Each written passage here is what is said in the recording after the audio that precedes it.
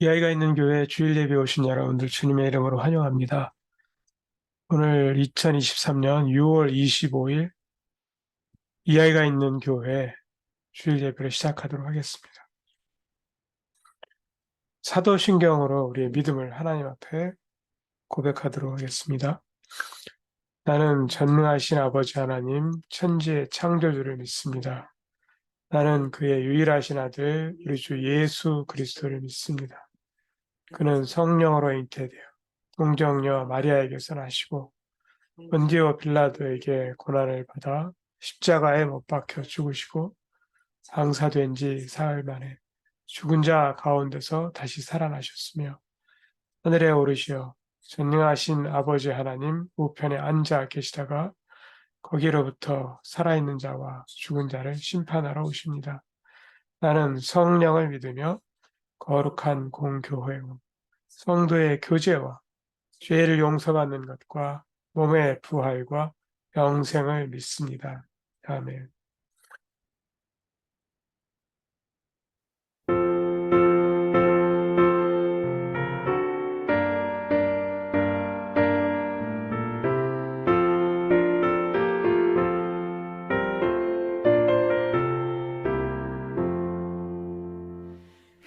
피난처 있으니 환난을 당한 자 이리 오라. 땅들이 변하고 물결이 일어나 산 위에 넘치되 두렵지 않네. 이방이 떠들고 나라들 모여서 진동하나 우리 주 목소리 한 번만 말하며 천하의 모든 것 망하겠네.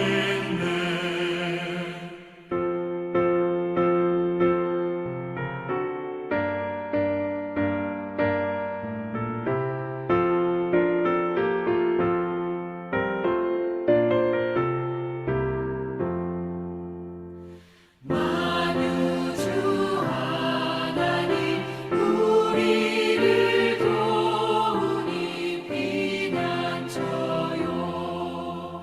세상의 난리를 그치게 하시니 세상의 장검이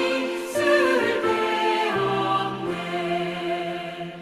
높으신 하나님 우리를 구하니 할렐루야. 괴로움이 심하고 환난이 극하나 피난처 되시는 주 하나님.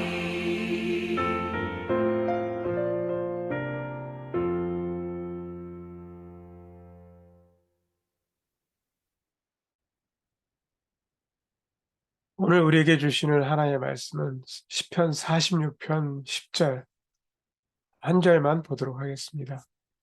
같이 한 목소리로 읽도록 하겠습니다. 이르시기를 너희는 가만히 있어 내가 하나님됨을 알지어다. 내가 문나라 중에서 높임을 받으리라. 내가 세계 중에서 높임을 받으리라 하시도다. 아멘.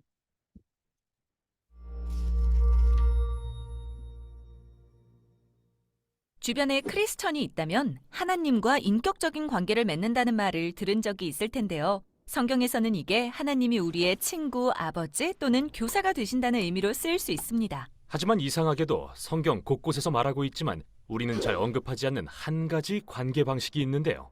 바로 하나님과의 동반자 관계입니다. 동반자 관계라면 하나의 목표를 이루기 위해 서로 협력하는 관계 말인가요? 맞아요. 사실 이 관계는 성경의 맨 처음부터 등장해요. 하나님이 무한한 잠재력을 지닌 선한 세상을 창조하시고 인간이라는 독특한 피조물을 그분의 동반자로 임명해 그 모든 잠재력으로부터 더욱더 많은 선을 끌어내라고 하십니다. 그러나 인간은 하나님의 동반자가 되길 거부하고 반역해서 자기들 마음대로 세상을 다스리려 합니다. 그리고 성경은 바로 이 깨어진 동반자 관계 때문에 우리가 타락과 불의와 죽음의 비극이 가득한 세상에 갇히게 됐다고 설명하죠. 그런데 이 관계를 저버린 건 그저 한두 사람이 아닌데요. 성경의 이야기를 보면 모든 사람이 하나님과의 동반자 관계를 깨트리고 맙니다. 그래서 하나님은 많은 사람 중에서 한 작은 무리를 선택해 그들과 언약이라는 새로운 동반자 관계를 맺으세요. 언약 안에서 하나님은 약속을 주시고 그들에게도 특정한 책임을 다하라고 요구하십니다. 이 모든 목적은 어떻게든 이 언약 관계를 통해 모든 사람과의 동반자 관계를 새롭게 하시는 것이었죠. 구약에는 하나님이 언약 관계를 맺으신 경우가 4번 나옵니다. 바로 노아, 아브라함, 이스라엘 민족 그리고 다윗 왕인데요. 하나님은 이들을 통해 언젠가 모든 사람이 초대받게 될 언약 가족을 만들고 계십니다. 자, 그럼 자세히 살펴볼까요? 먼저 노아입니다. 이 이야기에서 하나님은 홍수를 일으켜 인류의 타락으로 더러워진 세상을 깨끗하게 하십니다. 그리고 노아와 그의 가족만이 살아남죠. 하나님은 노아와 언약을 맺으며 말씀하세요. 나는 인간이 앞으로도 계속 악을 행할 것을 안다. 그럼에도 불구하고 세상을 다시는 이같이 멸하지 않을 것이다. 대신 이 땅은 우리가 함께 일하기에 안전한 곳이 될 것이다. 좋네요. 그럼 노아가 할 일은 뭐죠? 없어요. 이 첫 번째 언약의 흥미로운 점은 하나님 자신이 신실하시겠다고 약속하신다는 거예요. 인간이 신실하지 못할 걸 아시면서도 말이죠. 다음으로 하나님은 아브라함이라는 사람과 언약을 맺으십니다. 하나님은 그를 선택해 복을 베풀어 그로 큰 민족이 되고 자손들이 번성할 수 있는 많은 땅을 주겠다고 약속하십니다. 대신 하나님은 아브라함에게 그분을 신뢰하고 그의 가족이 공평과 정의를 행하도록 가르칠 것을 요구하시는데요. 이 언약의 전적인 이유는 하나님의 말씀대로 이 한 가족을 통해 그분의 복을 세상 모든 민족에게 주시기 위한 것입니다. 그게 아브라함과의 언약이고요. 다음은 하나님이 아브라함의 가족의 성장에 이스라엘 민족이 되었을 때 맺으신 언약입니다. 이 언약은 민족 전체와 맺으신 것으로서 하나님은 그들에게 일련의 율법에 순종할 것을 요구하세요. 이는 하나님의 동반자답게 살아갈 수 있는 공동체적 지침인데요. 만일 순종하면 하나님은 그들을 복 주시고 온 인류의 그분을 대변하는 민족이 되게 하시겠다고 약속하십니다. 그게 이스라엘과의 언약이군요. 이제 마지막은 다윗 왕과의 언약입니다. 네, 이스라엘은 이제 다윗이 통치하는 큰 나라가 되었습니다.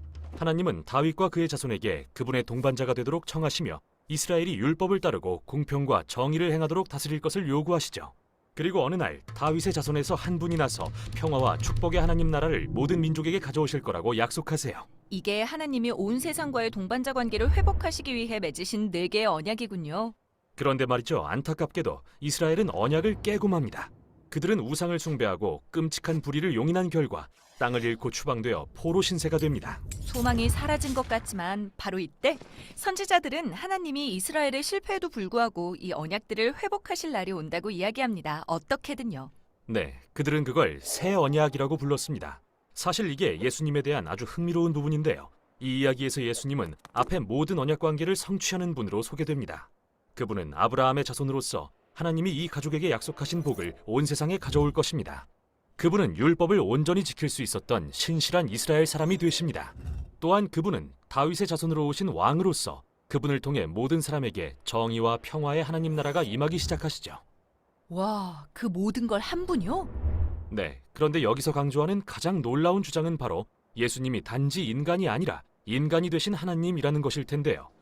하나님은 우리가 마땅히 되어야 하지만 되지 못한 신실한 언약의 동반자가 되시려고 이 일을 행하셨죠. 즉, 예수님을 통해 하나님은 누구나 그분과 새로운 동반자 관계를 맺을 수 있는 길을 열어놓으신 겁니다. 그래서 예수님이 그분을 따름으로써 이 새로운 언약 가족이 되라고 초청하시는 거군요.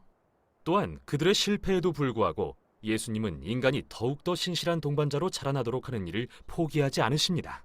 성경의 이야기는 선과 평화로 가득한 완전히 새롭게 된 세상에 대한 환상으로 끝이 납니다. 그리고 새롭게 된 인류는 거기에서 하나님과 함께 그분의 창조 세계의 선을 널리 확장해 나가죠.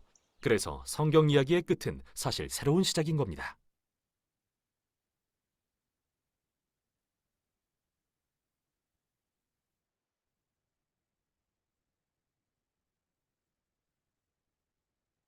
네, 다시 한번 이하이가 있는 교회 주일 예배에 오신 여러분들 주님의 이름으로 환영합니다. 네, 오늘은 이제 6월 25일 마지막 주인데요.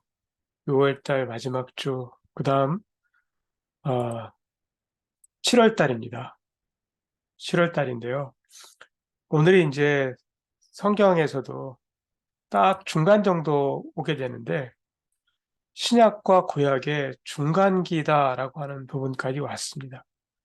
이제 다음 주서부터는 이제 신약 성경을 우리가 살펴보게 될 텐데요. 오늘은 이제 구약을 정리하는 시간, 그 다음에 이 중간기라고 하는 거기에 대해서 함께 살펴보도록 하겠습니다. 기다림의 거의 마지막 순간이라고 볼 수 있습니다. 이 중간기라고 하는 부분은요. 그래서 기다리는 거는 정말 시간 낭비인가? 뭐 이러한 질문을 제가 좀 던져보게 되었습니다.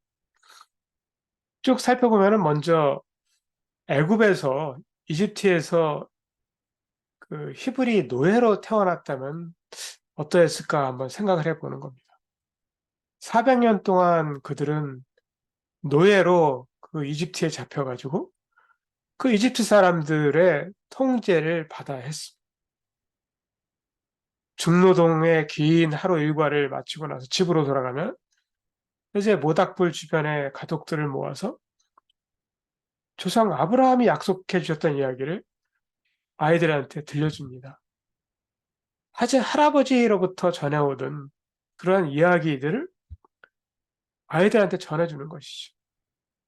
그 이야기에는 아브라함의 자손들이 그들의 땅에서 큰 민족이 될 것이라는 약속이에요.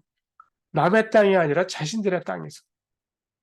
또 아브라함의 후손을 통해서 모든 민족이 복을 받게 될 것이다.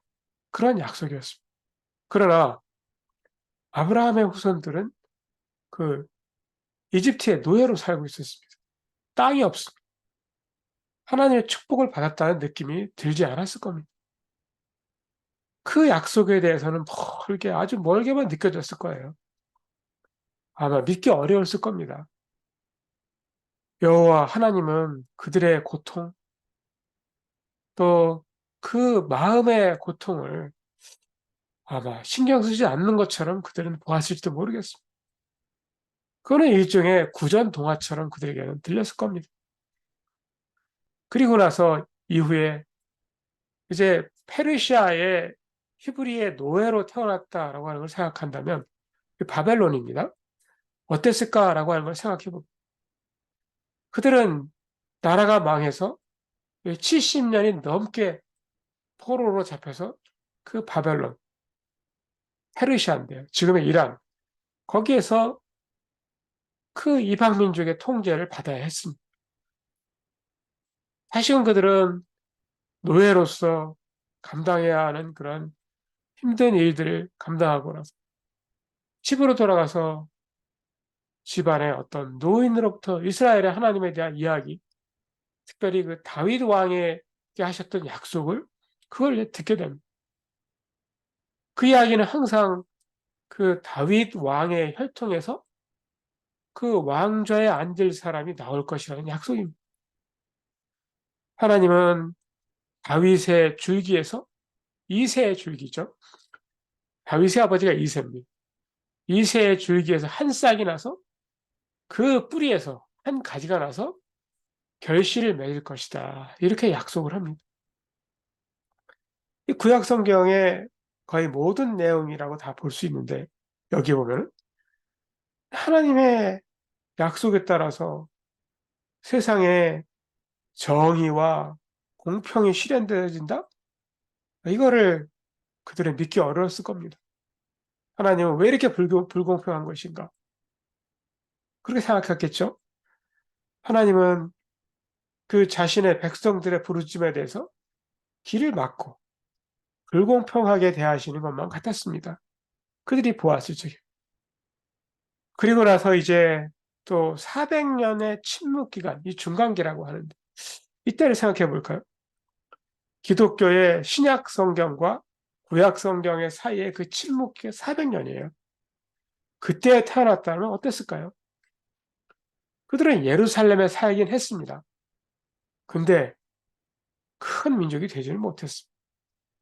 쪼그라들었어요. 점점점 쪼그라듭니다. 뜨거운 감자처럼 하나의 초강대국이 나왔다가 지나가면 또 다른 초강대국이 나오고, 이렇게 페르시아가 지배하다가 또 그리스라고 하는 나라가 또 지배하고, 그리스에서 또 로마로 넘어가고, 이런 식으로 그들은 이방 민족의 압제를 받았어요. 그 틈바구니에서 그들은 어렵게 생존해야 했습니다.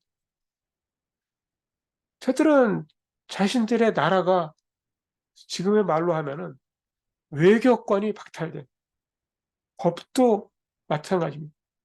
법률, 외교권이 박탈되어진, 그리고 막강한 그 지배력을 가지고 있던 그러한 그 가증한 정부에게 못마땅하게 세금을 납부해야만 하는 그러한 시기에 살았던 것이 이 400년의 침묵기, 중간기라고 하는 것. 그들이 마지막으로 여호와 하나님의 말씀을 들었던 것이 말라기인데, 그 말라기 4장에 보면은 보라, 여호와의 크고 두려운 날이 이르기 전에 내가 선지자 엘리야를 너에게 보내리. 그 아버지의 마음을 자녀에게로 돌이키게 하고 자녀들의 마음을 그들의 아버지에게로 돌이키게 하리라. 돌이키지 아니하면 두렵건대 내가 와서 저주로 그 땅을 칠까 하노라. 이 말라기서 4장 5절 6절의 이 말씀이었습니다. 이거는 무슨 말씀인가?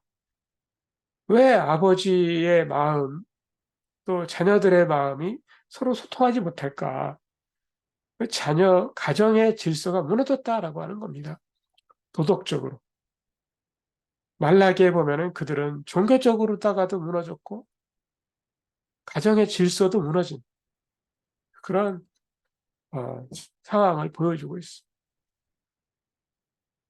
그 400년 동안 하나님은 침묵하십니다. 분명히 하나님은 오래 참으신 거죠. 그렇게. 하나님의 침묵기에 사람들이 하나님께서 아브라함의 자손을 위해 좋은 것을 준비하셨다. 그 약속, 그것을 깨닫고 그것을 인정하기가 참 어려웠을 겁니다. 오히려 여호와 하나님이 자신들과 맺은 약속을 하나님이 포기하셨을까?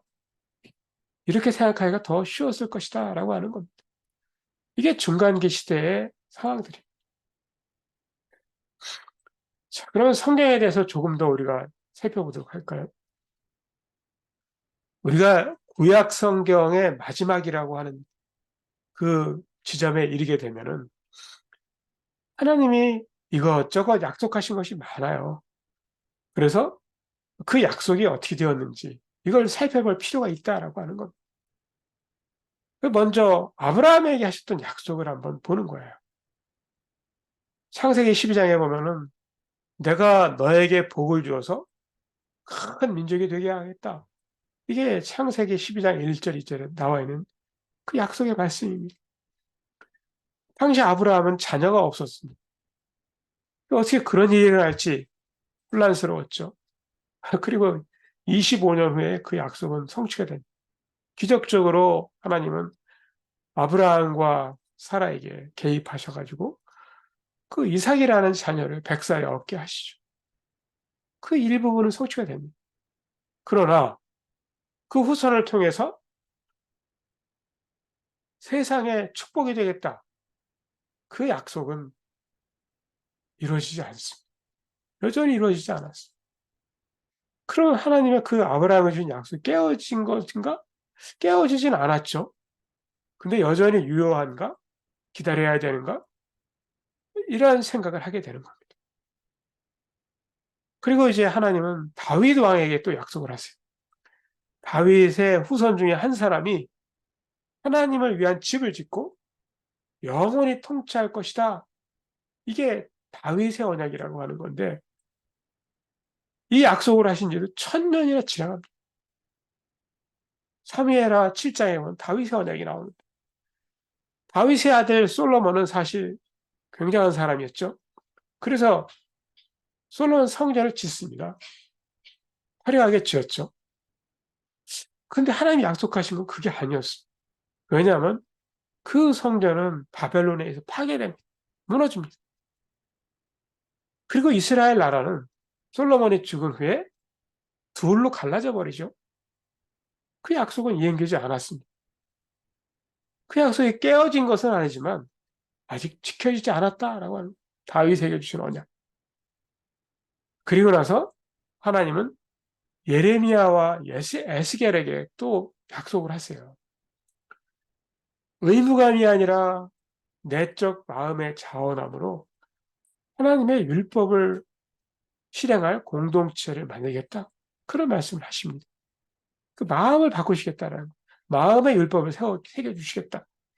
그렇게 한 지 600년이나 지나갑니다. 근데 다시 말하지만 이 약속은 현실과는 너무나 동떨어진 것처럼 보이기 때문에 하나님 이 말씀을 어떻게 지킬지 굉장히 사람들은 궁금해했을 겁니다. 거기에 대해서. 이러한 약속들이 어떻게 되는지 사실 우리도 궁금하죠. 예. 우리는 지금 예수님이 다시 오실 그 재림을 기다리면서 살아가고 있는데 예수님이 다시 오시면 그 모든 것을 다시 단번에 바로잡겠다 말씀하십니다. 그 뉴스를 보세요. 그러면은 세상에 하나님이 약속하신 것이 아직 이루어지지 않았다라고 하는 걸 우리는 여전히 보게 됩니다. 하나님의 백성들에게는 평안과 안식과 안전을 주시겠다라고 하셨는데 아직 그렇게 이루어지지 않았죠. 어떤 사람들은 하나님의 그 약속들이 정말 이루어질 것을 간절히 바라면서 그렇게 살아가고 있습니다.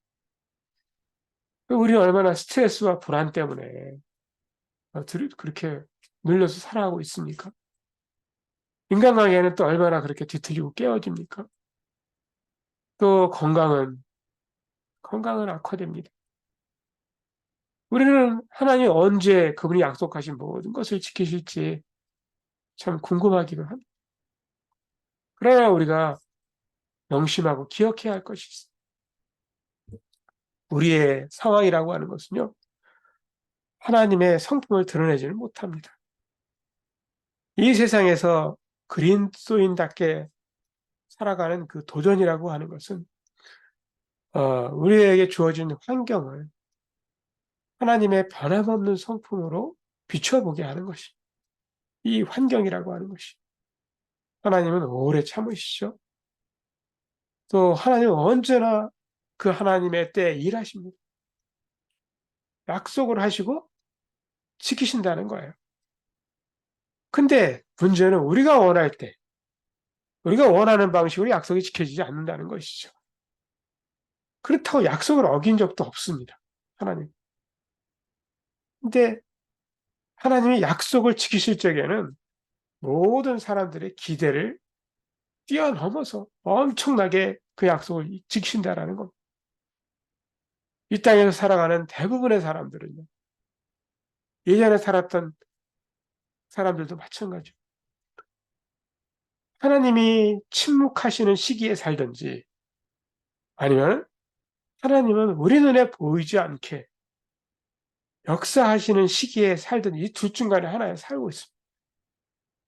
하나님이 침묵하시는 시기 혹은 우리는 알지 못하지만 하나님은 눈에 보이지 않게 계속해서 역사하시는 시기에 살고 있다라고 하는 거예요.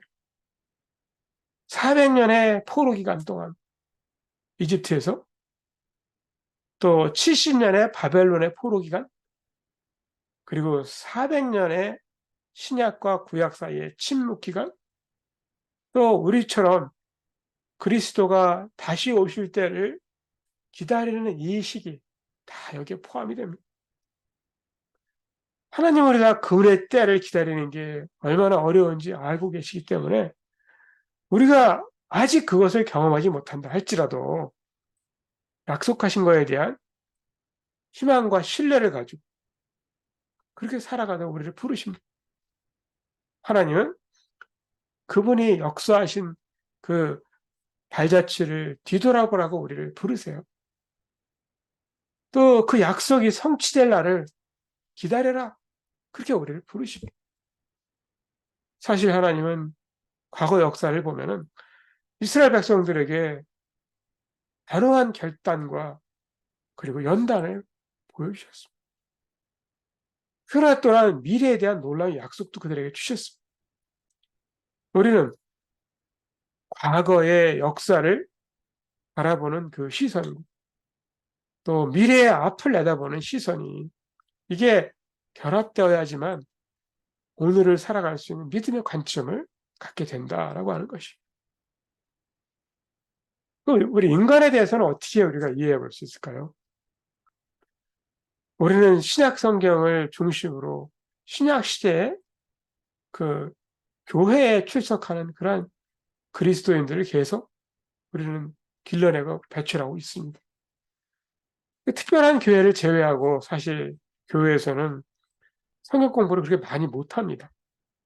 하나님의 말씀을 읽을 때 대부분 신약 성경 중심으로 복음서나 바울 서신을 주로 많이 다루게 되죠. 구약 성경은 이 주일학교 어린이 혹은 성경의 예언의 말씀을 배울 때나 뭐 이럴 때 부분적으로만 사용하는 것이죠. 근데 교회는 수세기에 걸쳐 가지고 신약 성경과 구약 성경 이 두 성경에 대한 통일성과 조화를 강조해 왔습니다. 그런데 그 나치 독일 그 시대에 2차 대전 전이죠. 유대인의 책이라는 그 이름을 붙여가지고 구약 성경에 대한 연구나 가르치는 것을 못하게 했습니다. 근데 그리고 나서 많은 사람들이 이미 사실 그렇게 살았는데 그렇게 하니까 그걸 강화시켜 준 것뿐입니다. 우리는 유대인의 이야기는 필요하지 않고 단지 기독교 부분만 필요하다. 이렇게 생각해가지고 구약 성경을 멀리하게 된 것이죠. 그러나 거기에 대해서 우리는 문제가 있다는 걸 알아야 됩니다. 구약 성경 없이는 진정으로 신약 성경이 성립되지 못합니다. 구약 성경의 배경 없이 신약의 히브리서나 요한계시록을 이해할 수 없습니다. 사도 바울은 디모데에게 그렇게 말합니다. 모든 성경은 하나님의 감동으로 된 것으로 교훈과 책망과 바르게 함과 의로 교육하기에 유익하니 이는 하나님의 사람으로 온전하게 하며 모든 선한 일을 행할 능력을 갖추게 하려 함이라. 이렇게 디모데후서 3장 16절에서 말씀하고 있습니다. 그가 말한 성경이라고 하는 것은 엄격하게 말하면 구약 성경을 말합니다.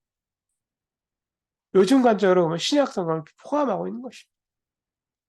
명확하게 말하자면 구약 성경이 없는 신약 성경의 믿음은 불완전한 겁니다.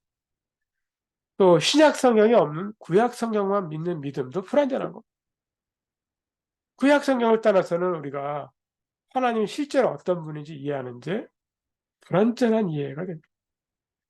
또 구약 성경이 없다고 우리는 하나님과 사람들이 이렇게 소외된 그 인간의 진정한 문제의 근원을 이해하지 못하게 됩니다. 인간이 누구인지 불완전하게 이해한다는 것이죠. 구약 성경은 하나님이 중심이세요. 만물의 근원이다. 이걸 가르쳐 줍니다. 세상은 인간 중심으로 돌아가지 않습니다. 인간이 우주의 중심이 아니라는 것이죠. 지구는 인간이 생각하는 대로 함부로 그렇게 이용할 수 있는 것이 아닙니다. 우리에게는 하나님이 창조주가 맡겨준 임무가 있는 것입니다. 하나님의 거룩함을 드러내는 우리는 신성한 존재다. 이렇게 인간을 가르쳐줍니다. 우리는 하나님께 속해 있고 그분은 창조의 목적을 위해서 인간을 구별하였다. 이렇게 가르쳐줍니다. 우리는 구약 성경에서 하나님과 동행하는 삶이 무엇인지를 배웁니다. 그리고 그것은 굉장히 현실적입니다. 그리고 인간의 연약함, 취약성을 미화시키지 않습니다. 아브라함이나 야곱이나 욥이나 모세나 다윗이나 예레미야, 요나, 이 모든 사람들이 흠 없는 성품을 가지신 그 한 분, 오실 그분, 그 그분을 기다리도록 그렇게 우리를 인도해 줍니다.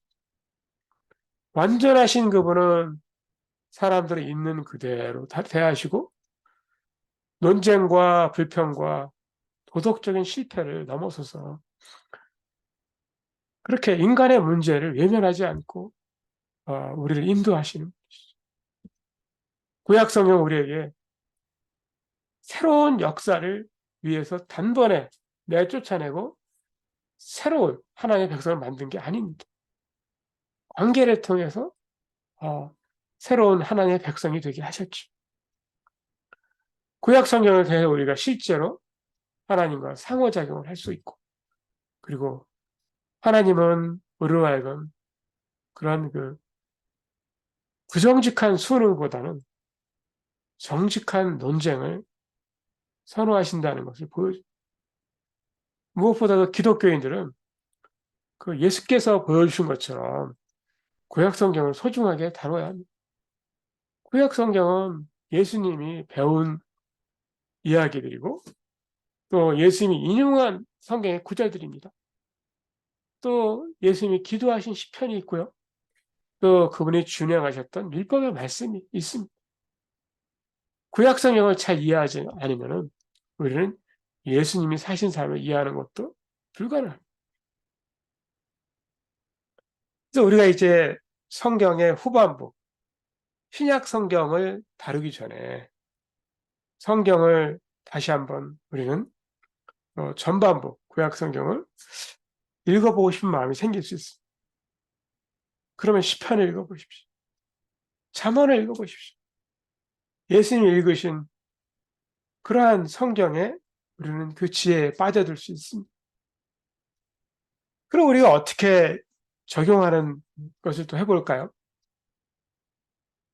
사실 구약 성경은 기다림에 관한 부분입니다. 기다리는 걸 싫어합니다. 마트에서 얼마나 사람들이 기다리는 것을 덜 할까 이러면서 사람들이 없는 곳을 찾죠. 교통체증 좋아하지 않습니다. 막히고 기다려야 되니까.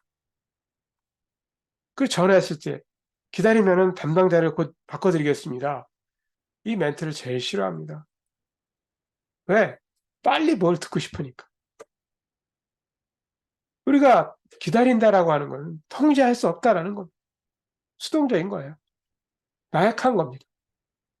그거는 우리가 그 과정에 참여하지 않는, 그래서 기다리는 걸 싫어하는지도 모르겠습니다.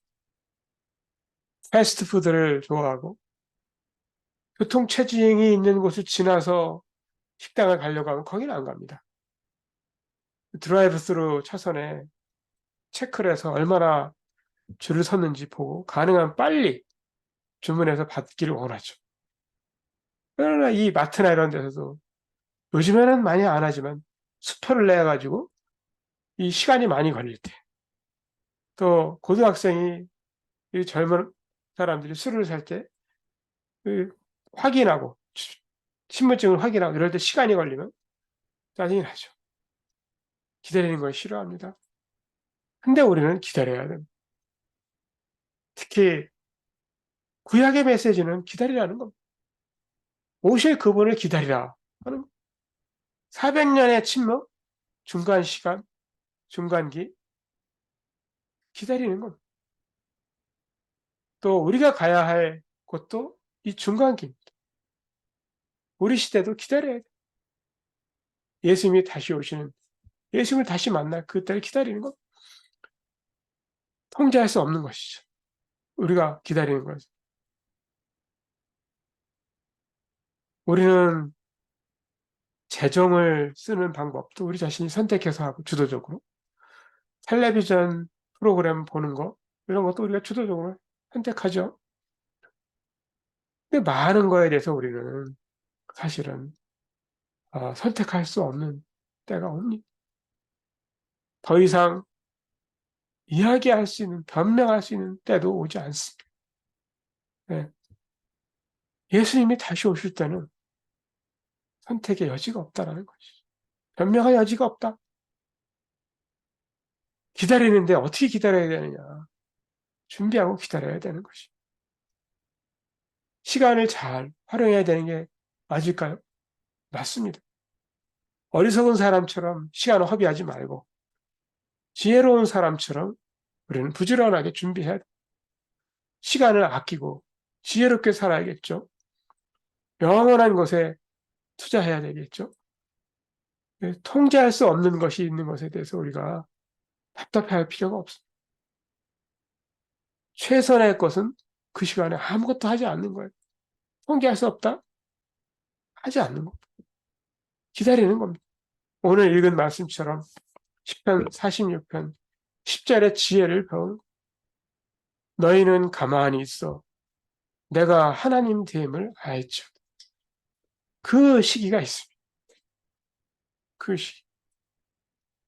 자신이 완전히 통제할 수 없는 있다라고 하는 그걸 알 때, 아, 축복이구나. 그것을 알아야 됩니다. 뿐만 아니라 우리의 미래를 손으로 잡고 계신 그분을 우리가 신뢰할 수 있는 그 시간이 되는 것이지. 이 기다림의 시간이 그렇다라고 하는 것입니다. 자, 이제 오늘 중간기에 대한 말씀으로 이제 구약 성경에 대한 말씀을 마치고 다음 주부터는 우리가 신약 성경의 말씀을 볼 텐데요. 이 시간에 또 같이 오늘 말씀을 생각하면서 기도하는 시간 함께 가지도록 하겠습니다.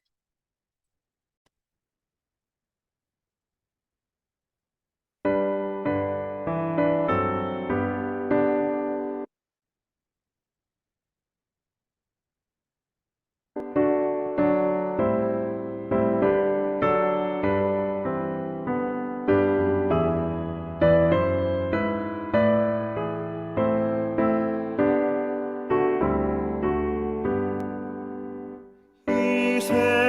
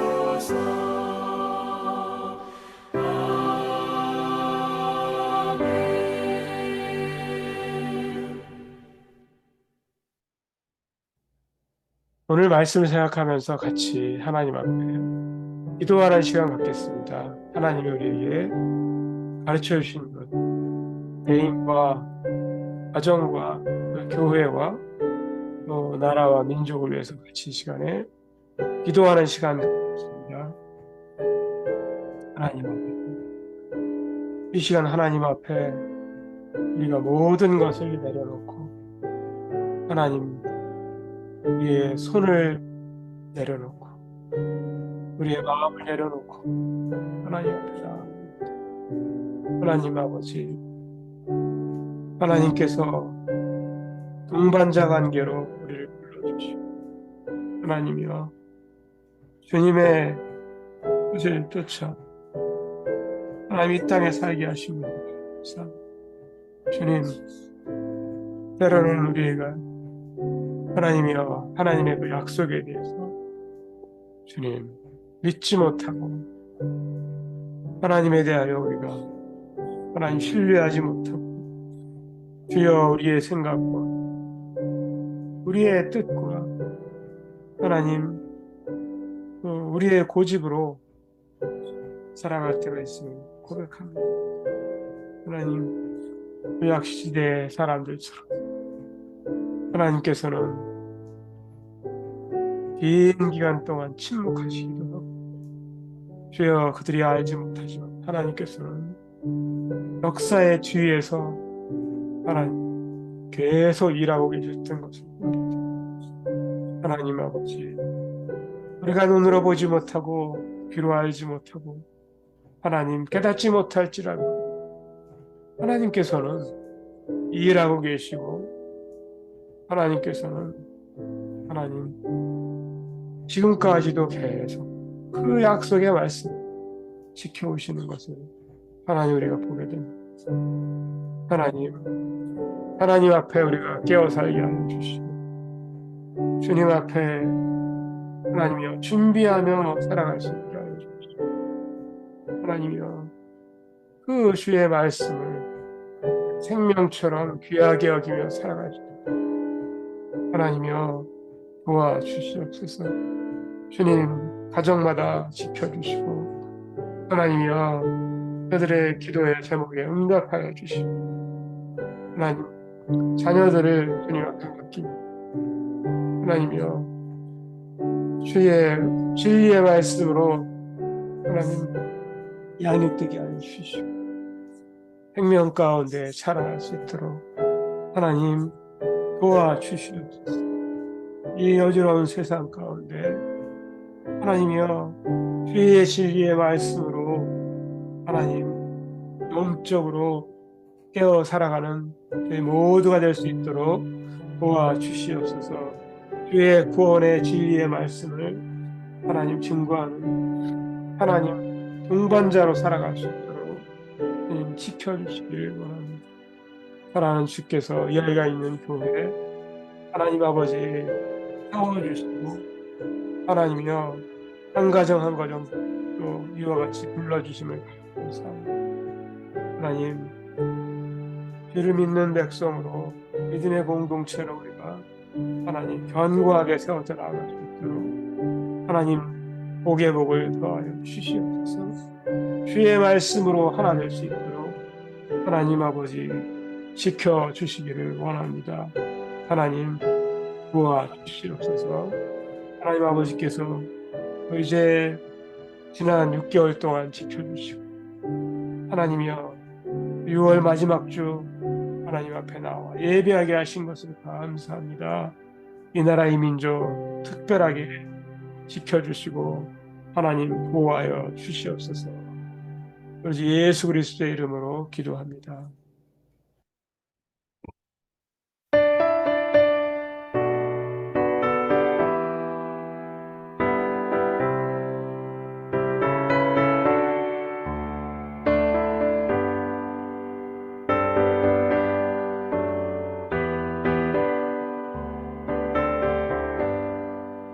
창조의 주 아버지께 감사 찬송 드리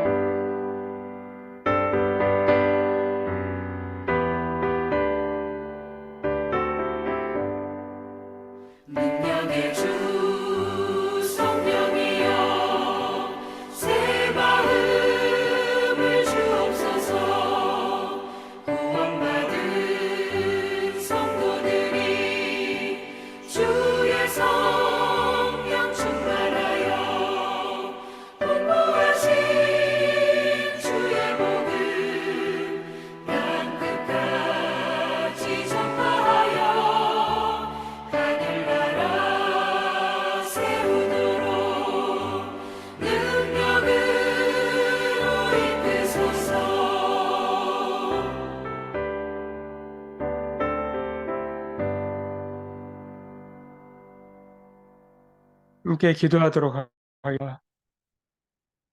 하나님 아버지, 저희는 어느 한순간에 하나님의 약속의 말씀에 대해서 기다리지 못하고 의심하고 포기하고 회의와 절망에 빠질 수 있는 연약한 존재인 것을 하나님 고백합니다.